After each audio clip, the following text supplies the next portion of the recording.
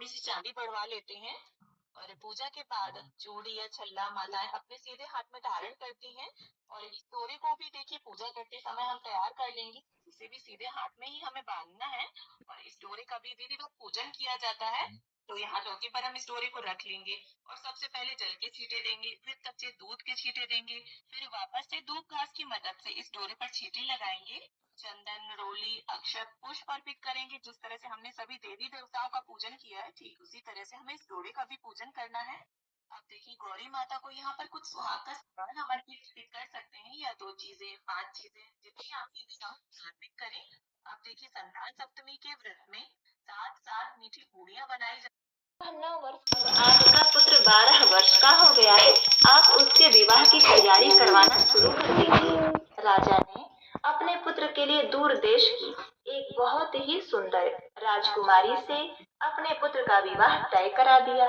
अब उधर राज्य में राजकुमारी की शादी की तैयारी बहुत धूमधाम से चली। 12 वर्ष के बालक जितना पुतला बनवाया। इस पुतले पर दासी ने मेवे और मिश्री से बहुत ही सुंदर सजावट की।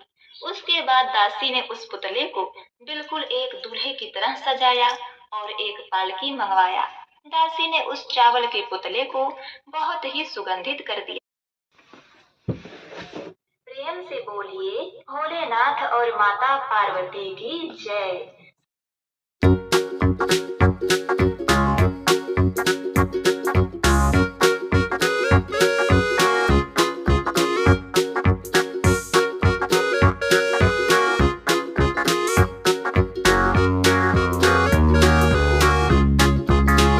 उनको ले जाकर जंगल में मार डालने को कहा। जल करते थे। राजा बड़े ही प्रजा प्रेमी और सबका भला चाहने वाले थे। उनके राज्य में उनके परिवार को और प्रजा को किसी तरह की कोई कमी नहीं थी। सब लोग बहुत ही खुशहाल और सुख शांति से रहते थे। लेकिन राजा को हमेशा एक चिंता सताती रहती थी, क्योंकि उस राजा और रानी को कोई संतान नहीं थी।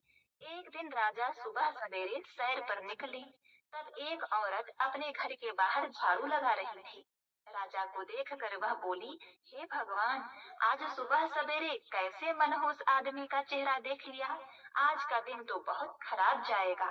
राजा ने यह बात सुनी, किंतु वे उस बात को टालते हुए अपने महल में वापस लौट गए।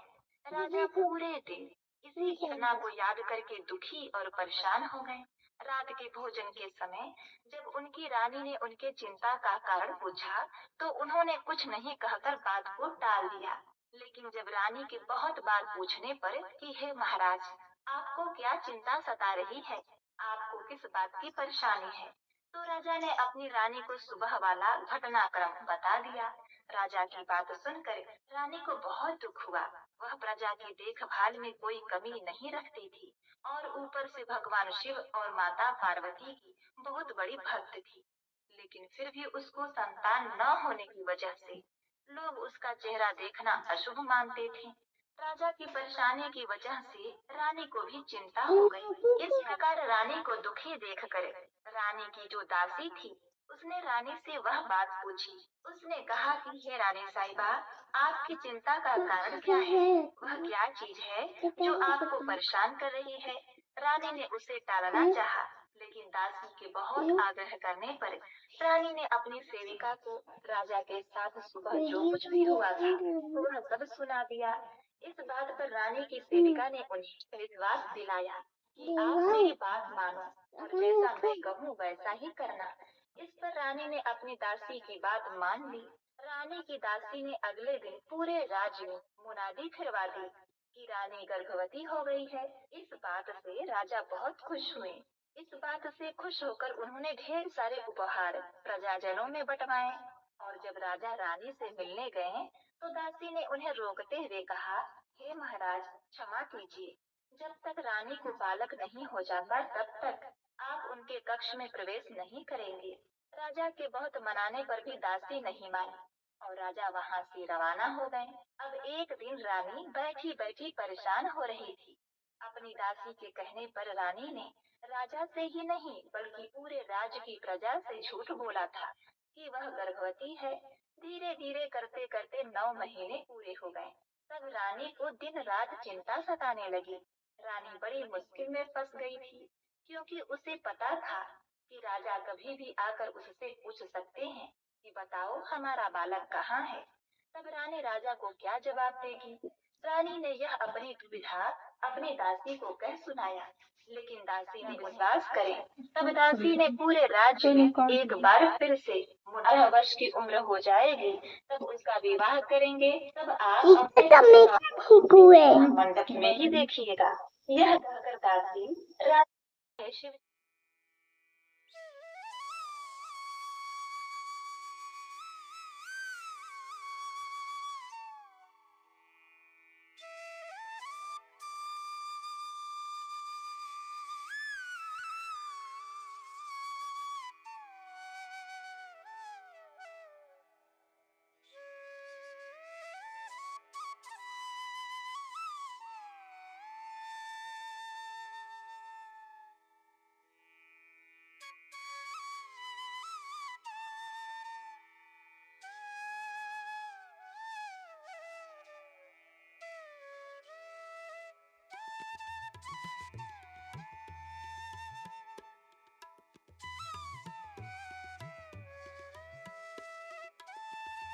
चाहे वह स्त्री किसी जाति की क्यों न हो, तुम्हें हर एक स्त्री का पांव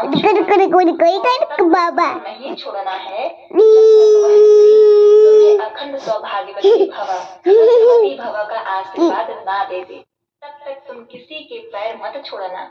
बहू ने ऐसा ही किया। उसने सभी मम्मा बनी है। बहू को अखंड सौभाग्यवती भव का आशीर्वाद दिया। लेकिन फिर बहू ने देखा कि दूसरी तरफ एक पेड़ के नीचे एक बूढ़ी औरत चुपचाप बैठी है और उनके तरफ ही देख रही है। तभी बहू ने उसके पास गई और उसके पांव छूकर आशीर्वाद लेने की कोशिश की।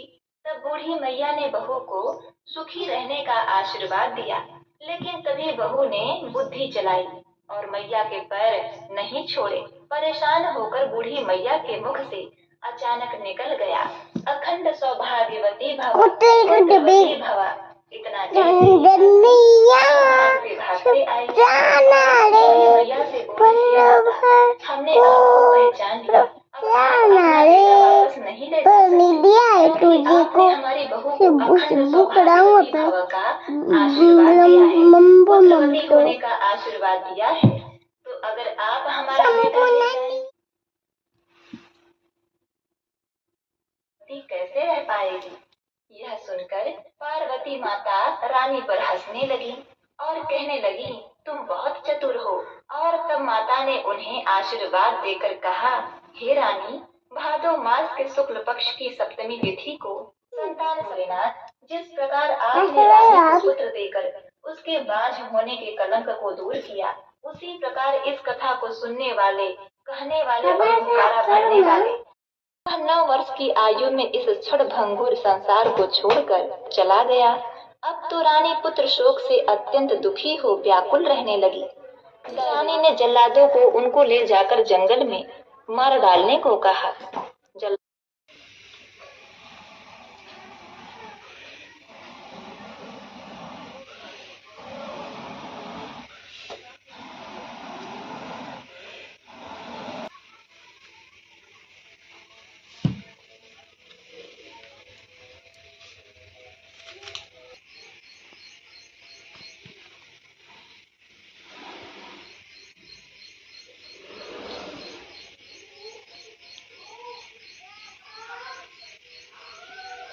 Oh my God, अब क्या करें?